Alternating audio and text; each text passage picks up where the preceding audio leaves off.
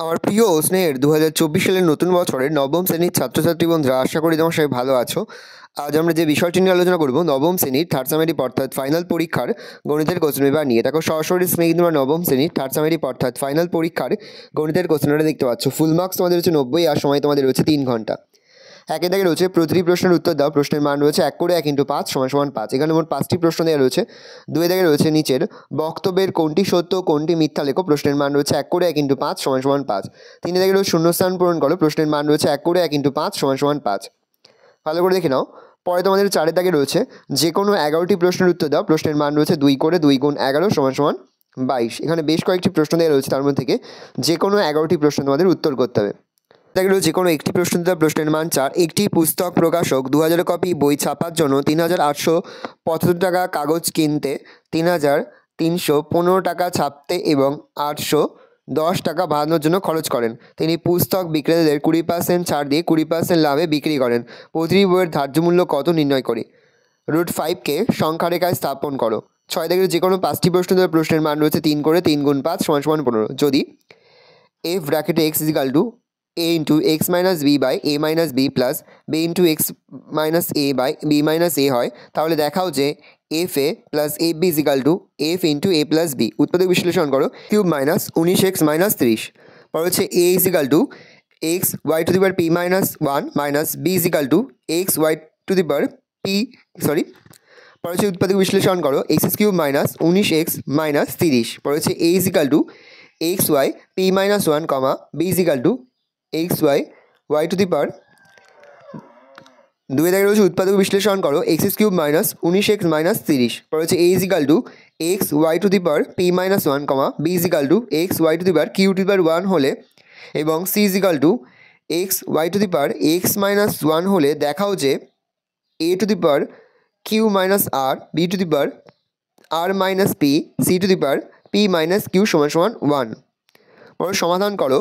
6⁴2x + 4 = 3⁴3x + 2⁴x + 8। পর হচ্ছে xy = x + y = 1/5 এবং xy x + y = 1/9 সমীকরণের সমাধান করো।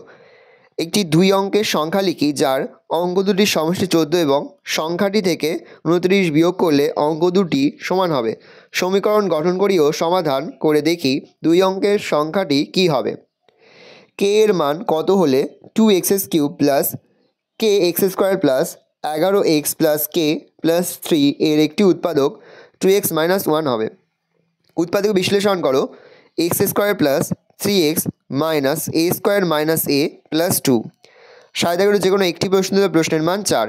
লেখচিত্রের সাহায্যে 2x + 3y = 12, 2x - 3y সমীকরণের সমাধান করো। x = 4, y = 3 এবং 3x + 4y = 12 সমীকরণ 3টি লেখচিত্র অঙ্কন করি এবং লেখচিত্রগুলি দ্বারা উৎপন্ন ত্রিভুজের ক্ষেত্রফল নির্ণয় করি।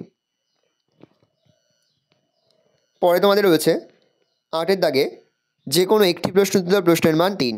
যদি a⁴ + b⁴ = 14a² b² হয়, তাহলে দেখাও যে log a² + b² = log a + log b + 2 log 2। প্রমাণ করো যে log 75/16 - 2 log 5/9 + log 32/243 = log 2।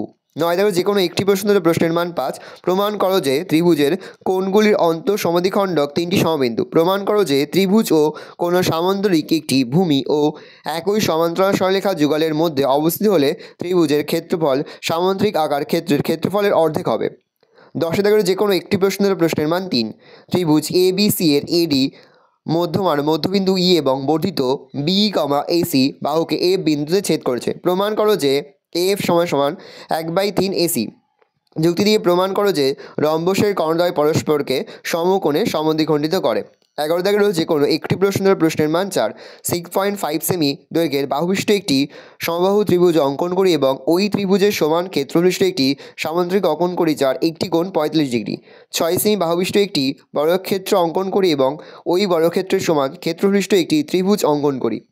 12 দাগের যে কোনো দুটি প্রশ্ন দেওয়া। প্রশ্নের মান 4 করে 4 × 2 = 8। একটি বৃত্তাকার মাঠের ক্ষেত্রফল 194 বর্গ সেমি। বৃত্তাকার মাঠটির পরিলিখিত বর্গক্ষেত্রের পরিসীমা ও ক্ষেত্রফল হিসাব করে লিখি। যদি বর্গক্ষেত্রটি বৃত্তাকার মাঠের অন্তর্লিখিত হতো তাহলে বর্গক্ষেত্রের পরিসীমা ও ক্ষেত্রফল কত হতো তা হিসাব করে লিখি। একটি ত্রিভুজের পরিসীমা 32 সেমি এবং ত্রিভুজটির অন্তর্বৃত্তের ক্ষেত্রফল 38.5 বর্গ সেমি। ত্রিভুজটির ক্ষেত্রফল হিসাব করে লিখি।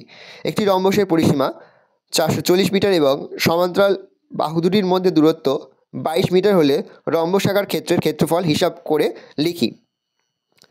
পরে তোমাদের রয়েছে পরের প্রশ্ন 13 দাগে রয়েছে কোনো একটি প্রশ্ন ধরে প্রশ্নের মান 4। নিচের পরিসংখ্যা বিভাজন ছকের আয়তলেখ অঙ্কন করো। শ্রেণী 1 থেকে 10 পরিসংখ্যা 8, 11 থেকে 20 পরিসংখ্যা 3, 21 থেকে 30 পরিসংখ্যা 6, 31 থেকে 40 পরিসংখ্যা 12, 41 থেকে 50 পরিসংখ্যা 2, 51 থেকে 60 পরিসংখ্যা 7। 2 রয়েছে নিচের পরিসংখ্যা বিভাজন ছকটির পরিসংখ্যা বহুভুজ অঙ্কন করি। শ্রেণী 75 থেকে 80 পরিসংখ্যা 12, 80 থেকে 85 পরিসংখ্যা 18, 85 থেকে 90 পরিসংখ্যা 22, 90 থেকে 95 পরিসংখ্যা 10, 95 থেকে 100 পরিসংখ্যা 8। পরে 14 দাগে যে কোনো একটি প্রশ্ন ধরে প্রশ্নের মান রয়েছে 3। একটি ত্রিভুজের 3টে শীর্ষবিন্দুর স্থানাঙ্ক 4, -3, -5, 2 এবং x+y যদি ত্রিভুজটির ভরকেন্দ্র মূলবিন্দু হয় তাহলে x ও y এর মান নির্ণয় করো। হচ্ছে একটি ত্রিভুজের বাহুগুলির মধ্যবিন্দু স্থানাঙ্ক 4, 3, -2, 7 এবং 0, 11 ত্রিভুজটির শীর্ষবিন্দু 3টির স্থানাঙ্ক হিসাব করে লিখি। ভালো করে দেখে নাও, এই রয়েছে টোটাল তোমাদের থার্ড সামেটিভ অর্থাৎ ফাইনাল পরীক্ষার নবম শ্রেণীর গণিতের কোশ্চেন পেপার। আর তোমার কোশ্চেনটা দেখে নাও। আশা করি ভিডিও ভালো লেগেছে। ভিডিও ভালো লাগলে ভিডিও লাইক করতে ভুলবে না। আমার চ্যানেল নতুন হওয়া লাল কালার সাবস্ক্রাইব প্রেস করে পাশে বেল আইকন প্রেস করে যখন নতুন কোনো ভিডিও আপলোড করি সবার ফার্স্ট নোটিফিকেশন পেয়ে যাও। আর এই ভিডিওটি তোমার বন্ধু বান্ধবী আত্মীয় স্বজন সবার মধ্যে কিন্তু অনেক শেয়ার করে দেওয়া হচ্ছে। নবম শ্রেণীতে পড়ছে। আমরা কিন্তু ইতিমধ্যে নবম শ্রেণীর প্রতি বিষয়ের সিলেবাস, প্রশ্নপত্র এবং নমুনা প্রশ্নপত্র কিন্তু আপলোড করে তোমাদের এখনও পর্যন্ত সেই ভিডিওগুলো না দেখে থাকো, ভিডিওগুলো কিন্তু তাড়াতাড়ি দেখে নাও। তোমাদের সকলকে জানাই আগাম পরীক্ষার অনেক শুভেচ্ছা এবং অভিনন্দন। আশা করি সকলের পরীক্ষায় খুব ভালো হবে। কোনো অঙ্ক করতে বা বুঝতে যদি কোনো অসুবিধা হয় তাহলে কিন্তু নির্দ্বিধায় কমেন্ট সেকশনে কমেন্ট করে জানাতে একদমই ভুলবে না। ভালো, তোমরা কোশ্চেনটা দেখে নাও। এখানের প্রতিটি অঙ্কই কিন্তু এবছরের ফাইনাল পরীক্ষার জন্য খুবই গুরুত্বপূর্ণ। সেহেতু প্রতিটি অঙ্কই কিন্তু খুব ভালো করে তোমরা অধ্যয়ন করবে।